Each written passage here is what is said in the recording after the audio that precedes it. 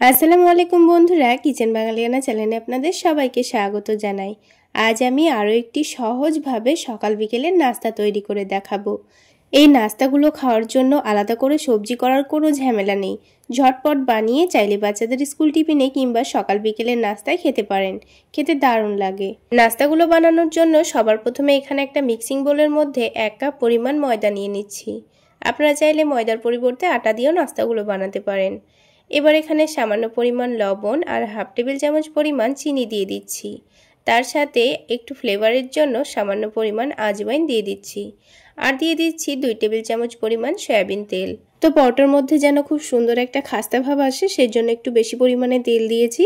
আপনারা চাইলে তেলের পরিবর্তে ঘিও ব্যবহার করতে পারেন। তেলটাকে ময়দার সঙ্গে ভালোভাবে মিশিয়ে নিয়েছি। এবার এখানে বারে বারে অল্প অল্প করে পানি দিয়ে একটা ডো মেখে নিতে হবে। ডোটা যেন খুব বেশি নরম না হয়ে যায় সেটা লক্ষ্য রেখে ডোটা মেখে নিয়েছি। এবার এই ডোটাকে ঢেকে 10 মিনিটের জন্য রেস্টে রেখে দেব। ততক্ষণে ডোটা কিন্তু আরও অনেকটাই সফট হয়ে যাবে। আর অন্যদিকে একটা বাটির মধ্যে আমি একটা সেদ্ধ আলুর অর্ধেকটা আলু নিয়েছি। এবার এই আলুটাকে একটা গ্রেটারের সাহায্যে ভালোভাবে গ্রেট করে নেব।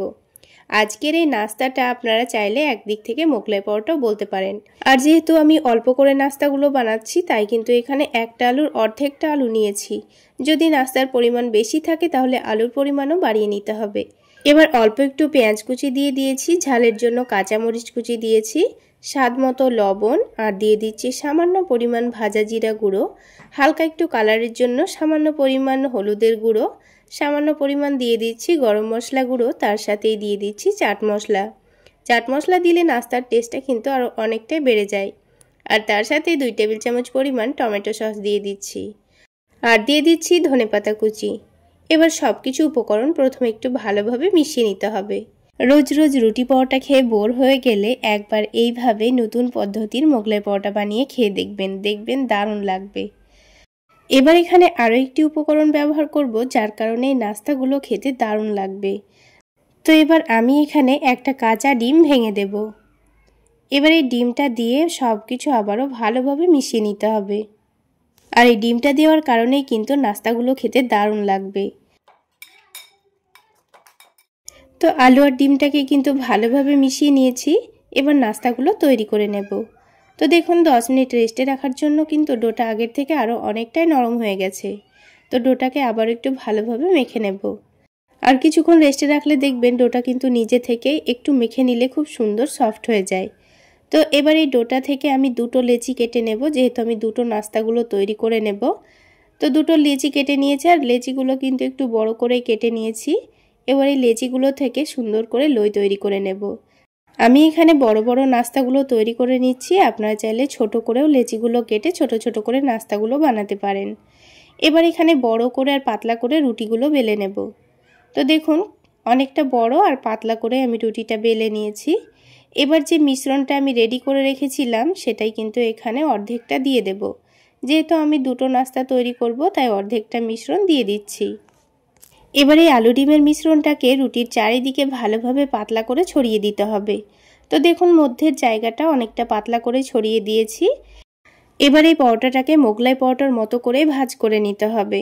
তো তার জন্য দেখুন এক সাইডটা টেনে এনে এইভাবে রেখে দিচ্ছি, অপর সাইডটাও টেনে এনে এইভাবে মধ্যের জায়গাটা রেখে দিয়ে আলুর পুরটাকে ভালোভাবে ঢেকে দিয়েছি। আর নিচে থেকে একটু করে ডিমের মিশ্রণ দিয়ে চারিদিকে লাগিয়ে দিচ্ছি। তারপর এটা ভালোভাবে ভাঁজ করে নেব, তাহলে কিন্তু আর এটা খুলে যাবে না ভাজার সময়। তো দেখুন একটা নাস্তা কিন্তু আমাদের তৈরি করা হয়ে গেল। এবার এই পরোটাটাকে আমাদের ভেজে নিতে হবে। তার জন্য প্যানের মধ্যে আমি পরিমাণ মতো তেল দিয়ে দিচ্ছি। তেলটা হালকা গরম হয়ে গেলে নাস্তাটা তেলের মধ্যে ছেড়ে দিয়েছি। এবার এই নাস্তাটাকে একটু সময় নিয়ে গ্যাসের ফ্লেমটা মিডিয়াম টু লোতে রেখে ভেজে নিতে হবে।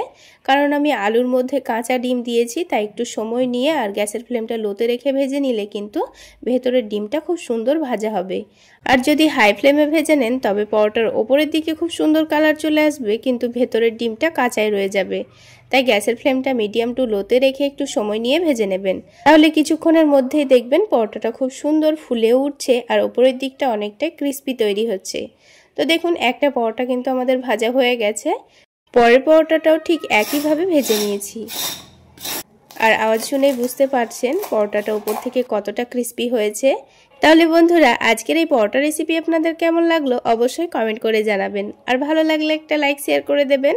আর আমার এই সহজ রেসিপিগুলো যদি ইউটিউব চ্যানেল থেকে দেখে থাকেন চ্যানেলটি সাবস্ক্রাইব করে দেবেন। আর ফেসবুক পেজ থেকে দেখে থাকলে পেজটি ফলো করে দেবেন। এবার আমি পরোটাগুলোকে কেটে ছোট ছোট করে পিস করে নিয়েছি মোগলাই পরোটার মতো করে। আর টমেটো সসের সঙ্গে পরিবেশন করেছি। আর ভেতরের পুরটাও দেখুন কত সুন্দর সেদ্ধ হয়ে গেছে। তাহলে বন্ধুরা আজকে এই পর্যন্তই। সকলে অনেক বেশি ভালো থাকবেন, সুস্থ থাকবেন।